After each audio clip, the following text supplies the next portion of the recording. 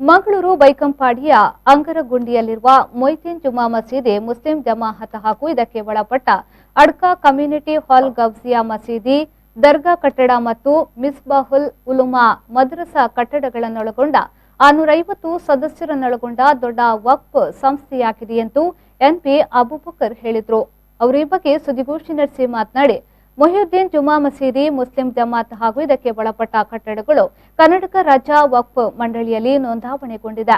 ಕಳೆದ 2013-14ನೇ ಸಾಲಿನಲ್ಲಿ ಚುನಾವಣೆ ನಡೆದಂತಹ ಸಂದರ್ಭದಲ್ಲಿ 2013ರ ಜೂನ್ನಲ್ಲಿ ರಾಜ್ಯ ವಕ್ಫ್ ಮಂಡಳಿಯ ನಿರ್ಧಾರದಂತೆ ಚುನಾವಣೆ ನಡೆಸಬೇಕು, ಆಡಳಿತ ಕಮಿಟಿ ನಡೆಸಬೇಕು ಅನ್ನೋ ಕಾರಣಕ್ಕೆ ಮಂಗಳೂರು ಮಹಾನಗರ ಪಾಲಿಕೆಯ ಜೂನಿಯರ್ ಇಂಜಿನಿಯರ್ ಅಬ್ದುಲ್ ಖಾದರ್ರನ್ನ ಚುನಾವಣಾಧಿಕಾರಿಯಾಗಿ ಆದೇಶ ಮಾಡಿ ಹೈಕೋರ್ಟ್ನ ನಿರ್ಧಾರದಂತೆ ಅಲ್ಲೇ ಚುನಾವಣೆ ನಡೆದಿದೆ.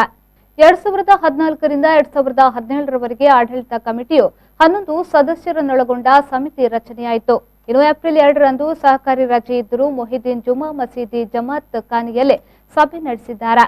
ಜಿಲ್ಲಾಧಿಕಾರಿಯಿಂದ ಸಭೆ ನಡೆಸಲು ಅನುಮೋದನೆ ಪಡೆಯದೆ ಅನಧಿಕೃತ ಆಡಳಿತ ಕಮಿಟಿಯೊಂದಿಗೆ ಸೇರಿ ಮಹಾಸಭೆ ನಡೆಸಿರುವ ಜಿಲ್ಲಾ ವಕ್ಫ್ ಅಧಿಕಾರಿ ಅಬೂಬಕರ್ ಅವರನ್ನ ಕೂಡಲೇ ಅಮಾನತುಗೊಳಿಸಿ ಎಂದು ಆಗ್ರಹಿಸಿದ್ದಾರೆ. ಮೊಹಿಯುದ್ದೀನ್ ಜುಮಾ ಮಸೀದ್ ಮುಸ್ಲಿಂ ಜಮಾತ್ ಬೈಕಂಪಾಡಿ ಇಲ್ಲಿ ಪಕ್ಕದಲ್ಲಿ ಕಾಣ್ತಾ ಇದೆ.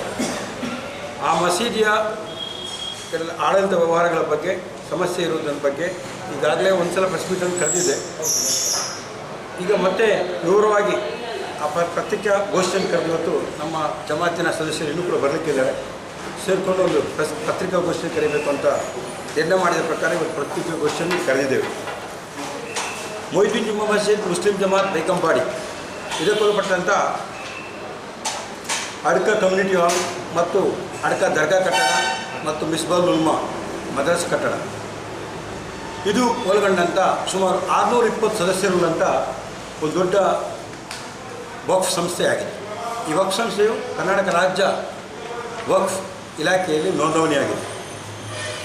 ಕಳೆದ 2013-14ನೇ ಸಾಲಿನಲ್ಲಿ ಚುನಾವಣೆ ನಡೆದಂಥ ಸಂದರ್ಭದಲ್ಲಿ 2013ರ ಜೂನ್ನಲ್ಲಿ ರಾಜ್ಯ ವಕ್ಫ್ ಮಂಡಳಿಯ ನಿರ್ಧಾರದಂತೆ ಅಲ್ಲಿ ಚುನಾವಣೆ ನಡೆಸಬೇಕು, ಹೊಸ ಆಡಳಿತ ಕಮಿಟಿಯನ್ನು ರಚನೆ ಮಾಡಬೇಕು ಅಂತ ಹೇಳಿದ ಕಾರಣಕ್ಕೋಸ್ಕರ ಅಬ್ದುಲ್ ಖಾದರ್ ಜೈ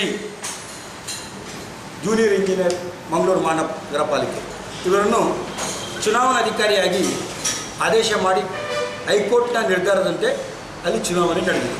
ಈ ವೇಳೆ ಸುದ್ದಿಗೋಷ್ಠಿಯಲ್ಲಿ ಬಿಕೆ ಹಮೀದ್, ಅಬ್ದುಲ್ ಖಾದರ್, ಮೊಯ್ತೀನ್, ಉಸ್ಮಾನ್, ಮಹಮ್ಮದ್ ಬಾಬಾ, ಮಹಮ್ಮದ್ ಬಶೀರ್ ಹಾಗೂ ಮತ್ತಿತರರು ಉಪಸ್ಥಿತರಿದ್ದರು.